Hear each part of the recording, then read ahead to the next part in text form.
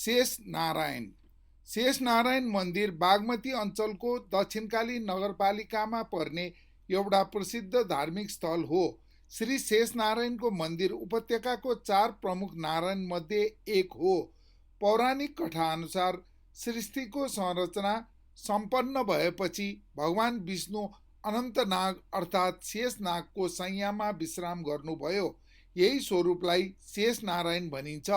स्थानीय जनश्रुतिमा अर्को रोचक कथा पनि पाइन्छ। धेरै वर्ष अघि मन्दिर पुग्ने बाटोमा एउटा तीव्र वेगको खोला थियो। एक पुजारीलाई खोला पार गर्न कठिनाइ भइरहेको बेला दुई विशाल नागले आफ्नो शरीर फैलाएर पुलको रूप लिए र उनलाई सुरक्षित रूपमा मन्दिरसम्म पुर्याए। त्यस घटनाको सम्झनामा स्थानीयहरूले प्रत्येक वर्ष पोखरीमा 2 मुखे हाँगा अर्पण गर्ने परम्परा बसालेको छ। रमणीय प्राकृतिक वातावरणको मनोरम दृश्यले भरिपूर्ण यो मन्दिरको परिसरमा महादेवका साथै विभिन्न देवताका प्रस्तर मूर्तिहरू पनि रहेका छन्। मन्दिरको मुन्तिर भागमा कुण्ड पनि छ। एक तल्ले मन्दिरभित्र गरुडमा सवार भएका 4 हात भएका नारायणको प्रस्तर मूर्ति छ।